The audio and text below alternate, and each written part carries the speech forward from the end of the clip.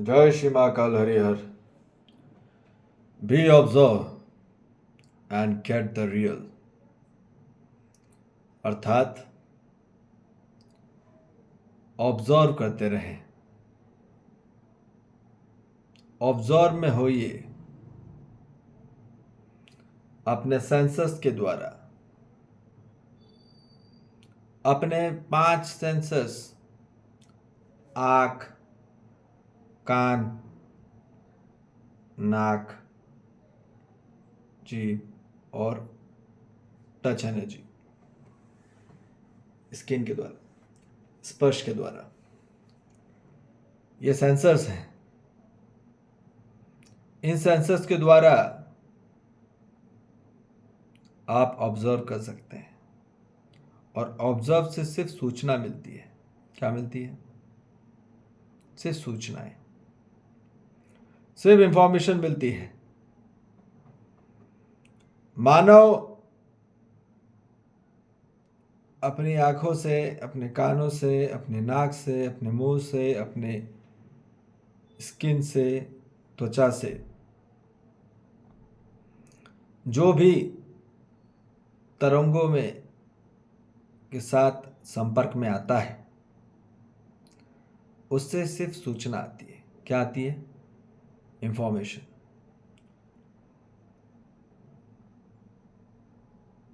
हम उतना ही देख सकते हैं जितना दिखता है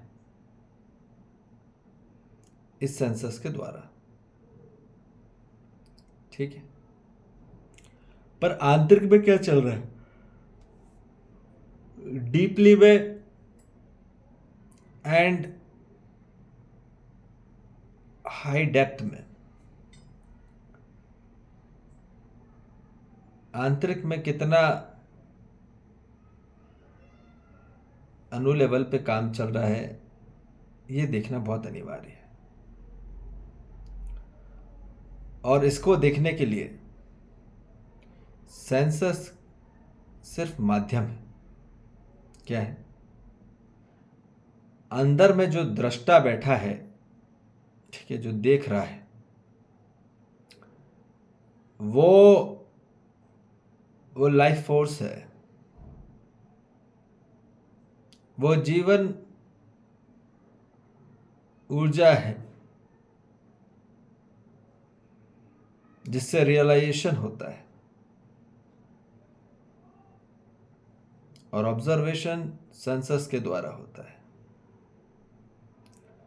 तो रियलाइजेशन सिर्फ जो होता है वो आंतरिक लाइफ फोर्स के द्वारा होता है, जीवन के द्वारा होता है. और रियलाइजेशन होना बहुत अनिवार्य है. रियलाइजेशन ऑफलाइन ही होता है, अर्थात जहां दिखता नहीं है पर वहां वो नॉलेज होता है. जो थोड़ा बहुत दिखता है, जो सेंसस के द्वारा पकड़ में आता है, वो सिर्फ सूचनाएं हो सकती है. नॉलेज, ज्ञान जो होता है वो आत्मज्ञान ही होता है. आत्मज्ञान ही मानव को रियलाइज कराता है. तो इसलिए हर मानव जाति को आंतरिक स्वरूप में देखना बहुत अनिवार्य है. उस भाव को पकड़ना जरूरी है. जैसे यहाँ शब्द बोल रहे हैं तो भाषा बोली जा रही है, कोई हिंदी, इंग्लिश, बीच बीच में कुछ बोला जा रहा है, उसके पीछे क्या अर्थ है, अर्थ के पीछे क्या बोध है, और बोध के आंतरिक में क्या भाव है, वहां पे पूरा कार्यक्रम है. आंतरिक भाव के बाद ही मानव को स्वीकृति होती है. मानव को प्रभाव हुआ, मानव को अभाव हुआ, मानव को सद्भाव हुआ, कौन सा भाव हो रहा है, ये देखना बहुत अनिवार्य है। जब भाव पकड़ में आ जाता है तो मानो रियलाइज कर लेता है। पर कौन सा भाव, मानव ने सत्य में भाव देखा कि थोड़ा बहुत अधूरे में देखा, ये देखना बहुत अनिवार्य है। तो इसलिए सबसे महत्वपूर्ण जो है वो रियलाइज करना है। इंफॉर्मेशन तो कहीं से भी आपको ऑब्जर्व हो जाएंगी, वो दिख ही जाएगा। जहां दिख रहा है चारों तरफ में कहीं पे जाओगे वो दिख ही जाएगा। पर जो नहीं दिखता पर होता है, वही हर मानव जाति को अनुभव करना है। ठीक है, ये अनुभव हो जाए तब प्रकृति और सृष्टि, सृष्टा और दृष्टा एक हो जाता है। फिर सृष्टि ही दृष्टि हो जाती है। जैसी सृष्टि है वैसी दृष्टि हो जाती है, और जैसी सृष्टा है वैसे दृष्टा हो जाता है। जिसने सृष्टि बनाई फिर वो दृष्टा भी वैसा हो जाता है। ठीक है, ये बहुत महत्वपूर्ण है। मानो के सोचता है कि इसे ऑब्जर्व कर लो, हो गया बाहरी तौर पे। ऐसा बिल्कुल भी नहीं है।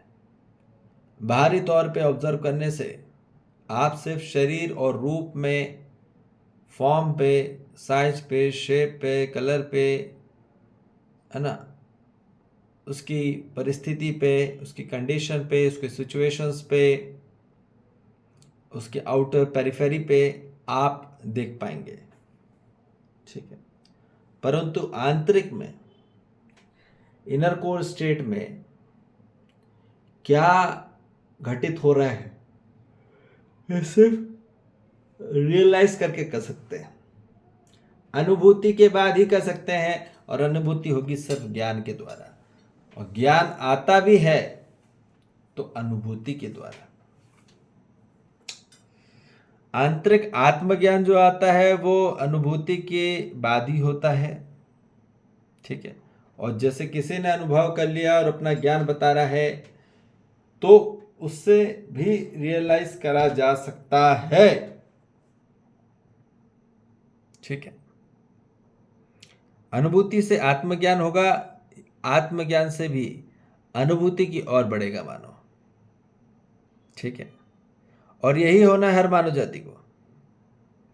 जब स्वयं में वो दृष्टि उगना चालू हो जाए तो आपके अंदर प्रकाशतम ही प्रकाशतम होने लग जाएगा। और यही चाहिए हर मानव जाति को। ठीक है, मानव को यह समझ में आ जाए कि रियलाइज करना सीख ले, से ऑब्जर्व मत करते रहो बाहर से, तो अधूरे में रहेंगे। क्योंकि ऑब्जर्व करने वाले सिर्फ अधूरे में रह जाता है, बाहरी शरीर से ही प्यार करता रहता है, बाहरी शरीर में ही कैलकुलेशन करता रहता है, बाहरी शरीर में ही गणना मूल्यांकन ही करता रह जाता है। आंतरिक स्वरूप में संपूर्ण सत्य की ओर आगे बढ़े, वो हर मानव जाति को चाहिए, और चाहिए ही चाहिए। ये पूर्ण संपूर्ण में आत्मक आहार है, अनुभूति, रियलाइजेशन। ठीक है, तो इसलिए अब रियलाइजेशन की ओर आइए और अपने आप को स्वतंत्र करें, समर्थ करें और सशक्त करें। ठीक है जी, जय श्री महाकाल, हरिहर।